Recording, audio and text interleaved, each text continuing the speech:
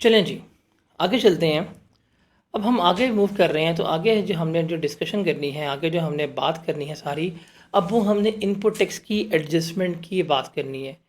Basically अब जो हम चीज़ डिस्कस करेंगे that is about input tax. Input tax किस तरह से एडजस्ट किया जाएगा, किस तरह से क्लेम किया जाएगा, इस चीज़ को हमने क्या करना है, अब यहाँ पे डिस्कस आउट करना है। तो हमें ये तो लग गया पता कि टैक्स क्या है, किस तरह से कैलकुलेट होगा, रेट कैसे लगाएंगे, एग्जाम गुड्स कौन सी हैं, ज़ीरो रेट गुड्स कौन सी हैं, नॉर्मल सप्लाई कौन सी है, रिफ़ंड कैसे मिलेगा, क्लेम कैसे होगा, ये सब कुछ हमने कैलकुलेट करना सीख लिया होगा। अब जब हम सेल्स टैक्स लायबिलिटी कैलकुलेट कर रहे होते हैं तो मेरे पास आता है आउटपुट टैक्स। उस आउटपुट टैक्स में से जो भी मेरा इनपुट टैक्स है वो मैं क्या करवाता हूँ, लेस करवाता हूँ। तो मेरे पास सेल्स टैक्स पेएबल या रिफंडेबल आ जाता है। तो अब ये कहानी जो है वो किसकी है, अब कहानी ये इनपुट टैक्स की है। इनपुट टैक्स के बारे में हमने क्या करना है, यहाँ पे सारे के सारा अब डिस्कशन वगैरह करनी है, क्या है, किस तरह से है, कैसे चलेगा, ये हमने सारा कुछ यहाँ पे अब डिस्कस आउट जो है वो करना है। तो रिमेंबर, अब इनपुट टैक्स क्लेम करना किसने है, तो रिमेंबर इनपुट टैक्स सिर्फ वही बंदा क्लेम कर पाएगा जो रजिस्टर्ड पर्सन होगा। जो रजिस्टर्ड पर्सन है सिर्फ वही इनपुट टैक्स क्लेम कर सकता है, उसके अलावा कोई बंदा जो है वो registered person input tax claim नहीं कर सकता।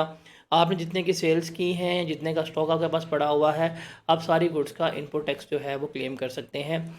लेकिन इनपुट टैक्स क्लेम करने के लिए कुछ डॉक्यूमेंट्स आपके पास जो हैं वो होने चाहिए।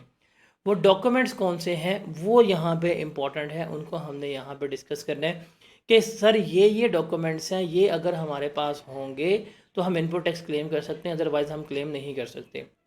तो नंबर वन हमारे पास जो आएगा, नंबर वन हमारे पास आएगा टैक्स इनवॉइस। कि जिस बंदे ने भी इनपुट टैक्स क्लेम करना है तो सर आपके पास इनवॉइस होनी चाहिए, आपके पास जो रसीद है वो होनी चाहिए। उस रसीद के ऊपर आपका नाम क्या है वो मेंशन होना चाहिए कि व्हाट इज़ योर नेम, आपका नाम मेंशन होना चाहिए, आपका एनटीएन नंबर जो है ये मेंशन होना चाहिए।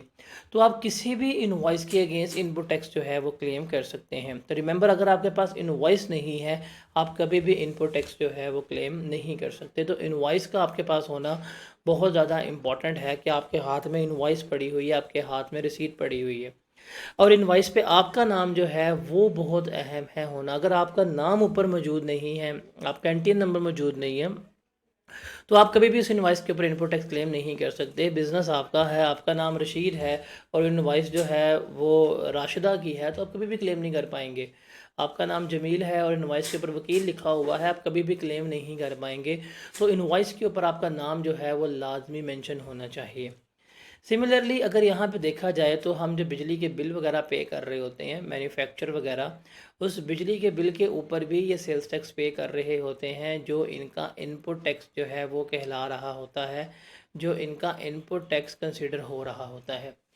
रिमेंबर, बिजली के बिल के ऊपर भी अगर कोई टैक्स पे किया है तो ये उस टैक्स को क्लेम कर सकते हैं। जो बिजली के बिल के ऊपर टैक्स पे किया, ये उस टैक्स को भी क्या कर सकते हैं, ये उस टैक्स को भी क्लेम कर सकते हैं। और शर्त क्या है कि उस बिजली के बिल के ऊपर भी इनका नाम और इनका एनटीएन नंबर जो है वो मेंशन होना चाहिए। तो द थिंग इज़ डैट अगर इनपुट टैक्स क्लेम करना है तो आपके पास इनवॉइस जो है वो मौजूद होनी चाहिए, अगर लोकल चीज़ें आपने ख़रीदी या बेची हैं। उसके बाद अगर आपने इंपोर्ट की है और अगर आपने इंपोर्ट्स के केस में अगर आपने गुड्स इंपोर्ट की हैं और इंपोर्ट के केस में अगर आप इनपुट टैक्स जो है वो क्लेम करना चाहते हैं, तो रिमेंबर उसके लिए क्या है, उसके लिए आपके पास गुड्स डिक्लेरेशन जो है वो मौजूद होना चाहिए और उस गुड्स डिक्लेरेशन के ऊपर आपका नाम वगैरह जो है वो मेंशन होना चाहिए, आप क्लेम कर सकते हैं। उसके अलावा अगर आपने कोई भी गुड्स ऐसी हैं जो आपने ऑक्शन में ख़रीदी हैं, जो आपने नीलामी में ख़रीदी हैं किसी भी किस्म की, उसके ऊपर भी आप इनपुट टैक्स जो है वो क्लेम कर सकते हैं। लेकिन रिमेंबर, अगर आपने ऑक्शन में गुड्स ख़रीदी हैं उसके ऊपर इनपुट टैक्स क्लेम करना चाहते हैं तो आपके नाम पे ट्रेजरी चालान होना चाहिए, जिसके ऊपर आपका नाम, जिसके ऊपर आपका एनटीएन नंबर जो है वो मेंशन होना चाहिए। तो रिमेंबर, अगर आपने इनपुट टैक्स क्लेम करना है तो ये डॉक्यूमेंट्स अगर आपके पास होंगे तभी आप इनपुट टैक्स क्लेम कर सकते हैं, अदरवाइज़ आप इनपुट टैक्स जो है वो क्लेम नहीं कर सकते। तो पेपर में थ्योरेटिकल क्वेश्चन ये आ सकता है कि बताएं जी कौन से डॉक्यूमेंट्स जो हैं वो आपको चाहिए इनपुट टैक्स क्लेम करने के लिए। तो रिमेंबर, लोकल के केस में इनवॉइस आपका नाम होना चाहिए उसके ऊपर, इंपोर्ट के केस में जो आपका गुड्स डिक्लेरेशन है वो, और ऑक्शन के केस में जो आपका ट्रेजरी चालान है वो, ये आपके पास मौजूद होने चाहिए। और इनके ऊपर आपका नाम और आपका एनटीएन नंबर जो है वो मेंशन होना चाहिए। अगर ये सारे डॉक्यूमेंट्स फुलफ़िल हो जाएंगे तो फिर ही आप क्या कर सकते हैं, आप उसके अगेंस्ट जो भी आपका इनपुट टैक्स है वो क्लेम कर सकते हैं। तो ये पेपर में थ्योरेटिकल क्वेश्चन आ सकता है, और पास्ट पेपर में क्वेश्चन जो है वो आया भी हुआ है। अच्छा, उसके बाद रिमेंबर, इनपुट टैक्स जो है वो हम हमेशा क्लेम करते हैं एक्रूवल बेसिस के ऊपर। इनपुट टैक्स हम किसकी बेसिस के ऊपर क्लेम करते हैं? एक्रूवल बेसिस के ऊपर क्लेम करते हैं। What does it mean? It means कि जिस मंथ से इनपुट टैक्स रिलेट कर रहा होगा, हम उसी मंथ में क्या कर सकते हैं, हम उसी मंथ में उसको क्लेम कर सकते हैं जिस मंथ से वो रिलेट कर रहा है। ये चीज़ जो है वो हमने याद रखनी है। जिस मंथ से वो रिलेट कर रहा है उसी मंथ में हम क्या कर सकते हैं, उसे क्लेम कर सकते हैं। फॉर एग्ज़ाम्पल, आपने फेब के महीने में गुड्स जो हैं परचेज़ की, बेशक आपने पेमेंट नहीं की, बेशक आपने उधार पे सामान लिया है, लेकिन अगर आपके पास इनवॉइस मौजूद है तो जब आप फेब के महीने की रिटर्न जमा करवाएंगे तो ये जो गुड्स आपने परचेज़ की हैं इसके ऊपर जो भी इनपुट टैक्स होगा वो आप क्लेम कर सकते हैं। ये इर्रिस्पेक्टिव ऑफ पेमेंट है, आप उधार के ऊपर भी सामान लेके चल सकते हैं। तो ये रिमेंबर, अक्रूवल बेसिस के ऊपर जो है वो क्लेम हो रहा होता है। लेकिन इस अक्रूवल बेसिस की एक एक्सेप्शन है। वो एक्सेप्शन क्या है कि जो हमारे इलेक्ट्रिसिटी बिल्स होते हैं, जो बिल्स हैं ना हमारे, वो रिमेंबर एक्चुअल बेसिस के ऊपर क्लेम हो रहे होते हैं, वो अक्रूवल बेसिस के ऊपर नहीं हो रहे होते। कैसे? फॉर एग्जांपल, अगर आपने सितंबर के महीने में बिजली इस्तेमाल की है तो उसका बिल जो आएगा वो तो अक्टूबर में आएगा, और आप पेमेंट भी सितंबर के बिल की अक्टूबर में ही कर रहे हैं। तो यहाँ पे कहता है कि बिल आप जिस मंथ में पे करेंगे, ये बिल जो है, ये बिल जिस मंथ में पे करेंगे उसी मंथ में हम क्या कर पाएंगे, उसी मंथ में हम उसे क्लेम कर पाएंगे। तो ये एक्सेप्शन है। नॉर्मल रूल क्या है? अक्रूवल बेसिस के ऊपर, लेकिन जो बिल जो है वो एक्सेप्शन है। ये बिल जो है वो एक्चुअल बेसिस के ऊपर भी क्लेम हो सकते हैं। अच्छा, बिल के ऊपर याद रखिएगा, बिल के ऊपर सिर्फ बिल की बात कर रहा हूँ और किसी की नहीं। हम यहाँ पे स्पेसिफिकली किसकी बात कर रहे हैं? हम स्पेसिफिकली हम बिल की बात कर रहे हैं। हम स्पेसिफिकली किसकी बात कर रहे हैं? हम स्पेसिफिकली बिल्स की बात कर रहे हैं। क्या? देखिए, अभी हम पढ़ के आए हैं कि अगर हमने कोई भी क्लेम करना है तो इनवॉइस हमारे नाम होनी चाहिए। इनवॉइस के ऊपर हमारा एनटीएन नंबर और हमारा नेम जो है वो मेंशन होना चाहिए। लेकिन अगर मैं पर्टिकुलरली बिल की बात करूं तो बिल जो है वो इसकी एक्सेप्शन है। कैसे? क्या मतलब हुआ? फॉर एग्जांपल, अगर आपने रेंटल प्रेमिसेस ली हुई हैं, अगर आप किराए की बिल्डिंग लेके बैठे हुए हैं, किराए की फैक्ट्री लेके बैठे हुए हैं।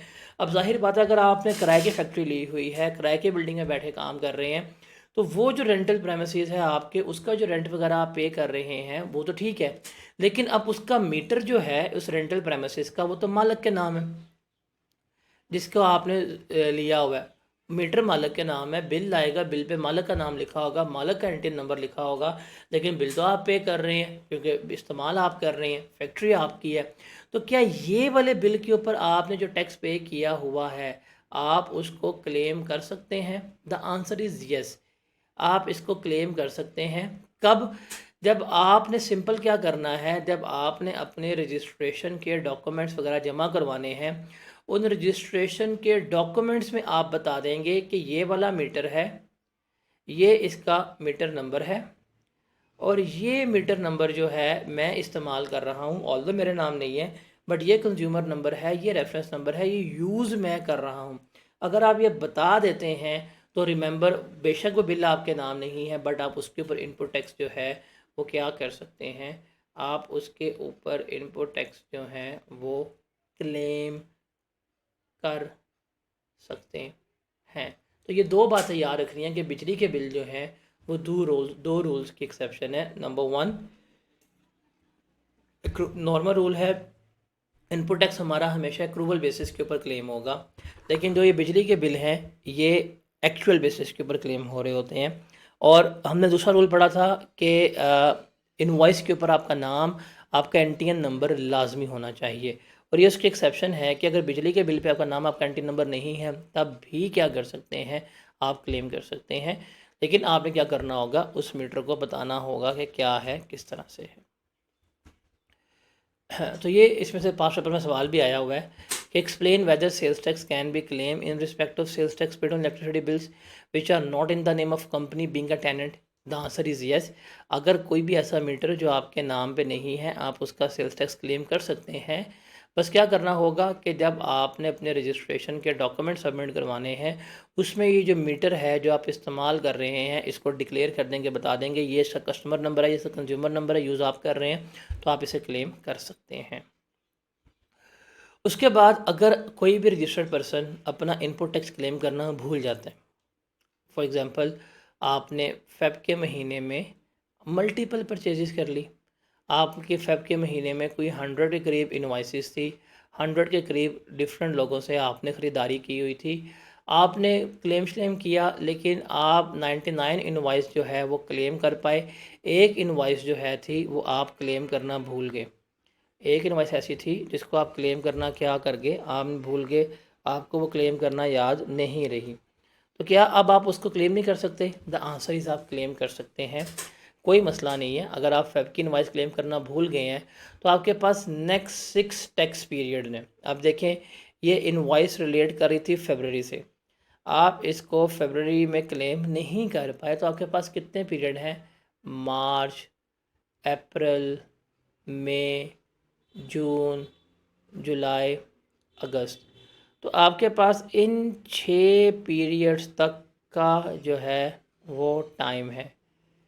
अगर आपको ये इनवॉइस मार्च के महीने में आ जाए याद, क्लेम कर लो, अप्रैल में आ जाए याद, क्लेम कर लो, मई में आ जाए, क्लेम कर लो, जुलाई में, अगस्त में आ जाए याद, क्लेम कर लो। लेकिन अगर आपको जाके अक्टूबर में याद आया कि यार वो तो इनवॉइस थी मेरी फरवरी वाली, वो मैंने क्लेम नहीं की थी, क्या मैं क्लेम कर सकता हूँ? द आंसर इज़ नो, अब आप क्लेम नहीं कर सकते। तो रिमेंबर, जिस महीने की टैक्स इनवॉइस होगी वो आप अगले 6 टैक्स पीरियड्स तक क्लेम कर सकते हैं, कोई आपको डिसअलाउ नहीं। लेकिन 6 टैक्स पीरियड्स के बाद में आप कभी भी क्लेम नहीं कर पाएंगे, ये चीज़ आपने याद रखना है। बिकॉज जो अभी हम ये पढ़ रहे हैं हमारे न्यूमेरिकल्स में मोस्ट फ्रिक्वेंटली टेस्टेड कंसेप्ट ये है कि वो कहता है जी आप पिछले महीने का इनपुट टैक्स क्लेम करना भूल गए, आप 2 माह पहले का इनपुट टैक्स क्लेम करना भूल गए, आप 9 महीने पहले का इनपुट टैक्स क्लेम करना भूल गए। तो वो आपको बताता है, तो जब आपको वो बताएगा तो आपने यहाँ पे उसको लेके चलना है। सिमिलरली रिफ़ंड्स जो हैं, अगर आप रिफ़ंड्स क्लेम करना भूल जाते हैं तो आप 1 साल तक जो है वो रिफ़ंड जो है वो क्लेम कर सकते हैं। तो ये न्यूमेरिकली बहुत ज़्यादा अप्लाई हो रही होती है, हम इसको न्यूमेरिकली बहुत ज़्यादा लेके चल रहे होते हैं। जैसे सवाल है, explain the procedure for the admissibility of input tax which is not claim bye omission in the relevant tax period. कि अगर कोई भी इनपुट टैक्स जो है वो रेलेवेंट टैक्स पीरियड में आप क्लेम नहीं कर पाए तो उसको क्लेम करने का क्या असूल है, ये आपने बताना है। तो सिंपल सी बात है, जिस महीने में आप क्लेम नहीं कर पाए आप उसको नेक्स्ट 6 टैक्स पीरियड तक क्या कर सकते हैं, क्लेम कर सकते हैं। ये चीज़ आपने याद रखनी है।